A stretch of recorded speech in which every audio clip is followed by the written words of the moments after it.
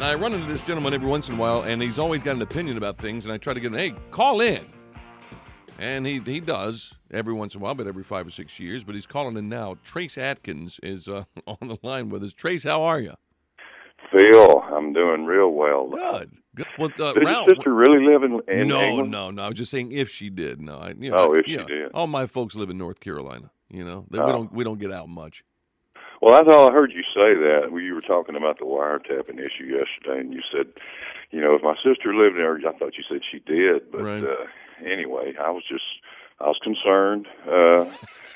Exactly what it was you were saying to your sister that you didn't want anybody else to hear. Well, look, where do you come on this? I mean, you're a high profile guy, but if you're talking to Osama bin Laden, you would probably expect that the federal government's going to know about it, right? Yeah, sure. You know what, man? They can listen to what I'm talking about. As long as they don't tell program directors, I'll be fine. That's right, because you're talking about them. Well, yeah. You got a new single out? I Got My Game On? Yeah, game on, baby. Yeah, baby. Well, how's it doing? Game on. How's it doing? I don't know. Too early to tell.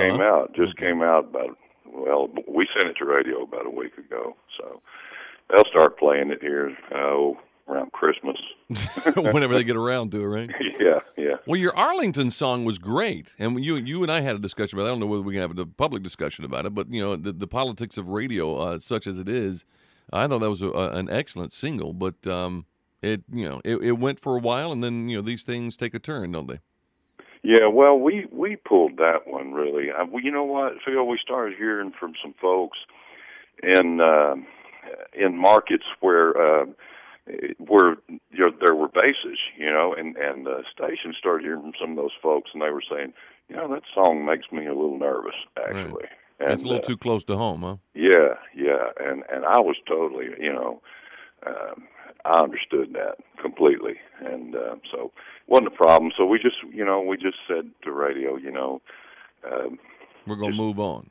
Yeah, we're gonna move on, and don't wear this out. Around Fort Bragg, if you'd not play it every hour, we'd kind of appreciate it. So, Yeah. Well, radio's a funny thing because I've been a program director and I've been on the other end of it, and then I've seen through you guys as far as your eyes, as far as getting things played. But it's not like it used to be. I used to have some leeway as a program director. I remember I got to play pretty much what I thought was appropriate to play. I would look at the charts and things like that, but then I would also say, I remember there was a group that I was trying to play 2 years before anybody would play these folks. It was Huey Lewis and the News, and I was trying, this is pop radio, it was adult contemporary.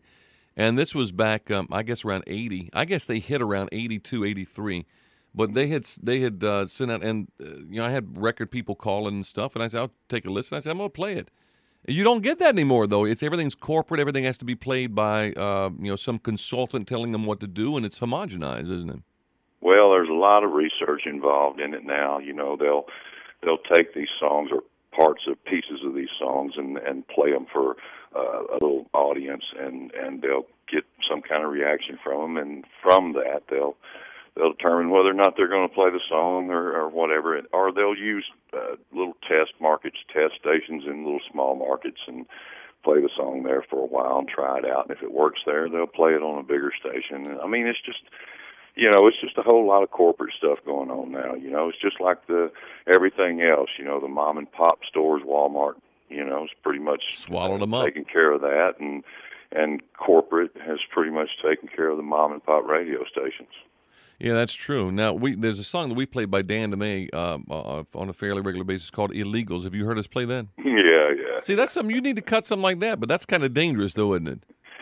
Well, I wouldn't shy away from it just because I thought it was dangerous.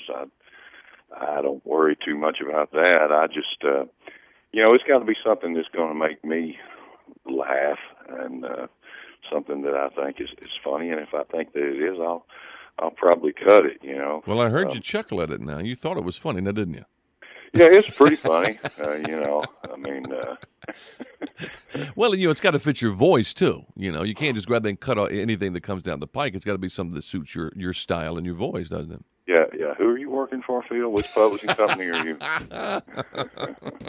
Yeah, it's my own. No, I wish it were. No, that's a great song. I think he's got, doesn't Round Mound, well, I don't know whether we can say, but I think he's got somebody who's going to be cutting that if they haven't already cut it. Oh, So, you know what I wanted to ask you, Phil? yeah.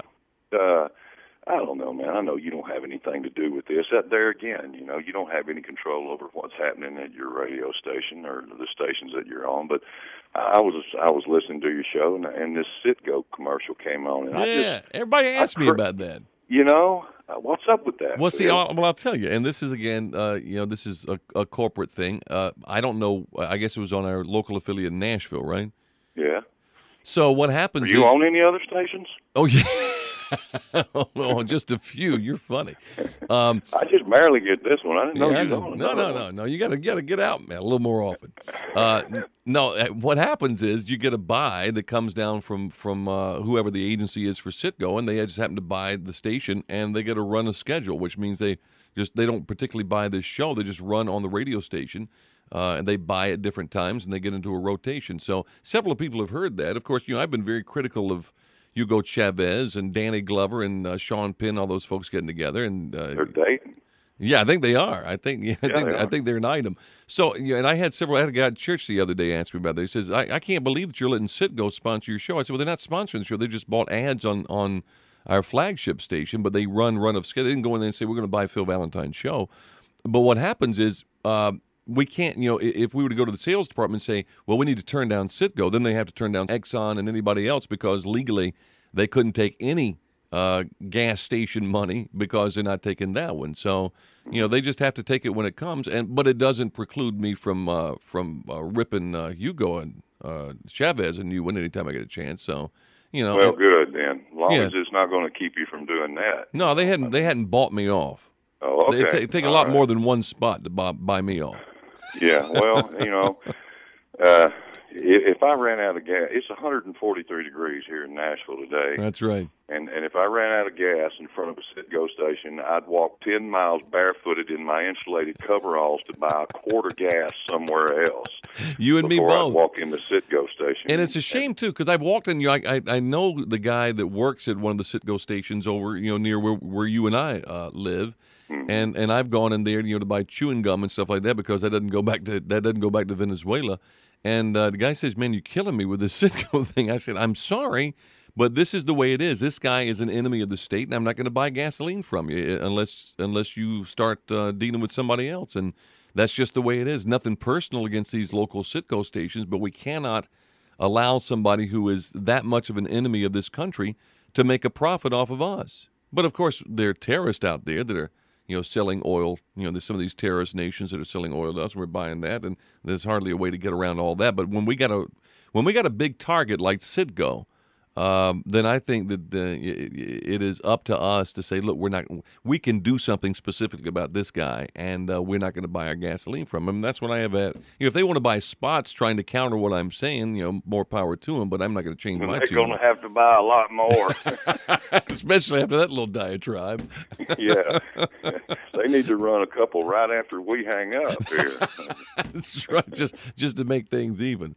Well, good to hear from you. I know you're politically inclined, but do you get into politics on the road, on the stage, or do you just leave that to what? I folks? I don't too much on the stage, man. Well, you're probably wise, because you're out there entertaining. It's a no-win proposition, I mean, you're, and that's not what people come to my shows to hear. They don't come to hear that, so I don't go there, man. I just do my thing. If you want to ask me off stage or whatever, what I think, then I'll be more than happy to engage. But, when you're I'm not going to preach from the stage. I don't think there's anybody in this country that ought to be swayed by some moron like me, who sings, who's just espousing his opinion when I'm not any more enlightened, I'm not any more informed than anybody sitting in that audience is. So who am I to stand up here and tell you how you ought to be voting or what you ought to be doing? I mean, there again, it's not. That's my biggest problem. They can preach all they want to, but nobody cares. Yeah. Well, look, but some people think, but people like Danny Glover and these folks think people care, and they really don't, do they? No, I don't. All right, my friend, I appreciate it. Good to hear from you, and don't be a stranger, will you? Yeah, okay, man. All right, good luck on the road out there, Trace Adkins.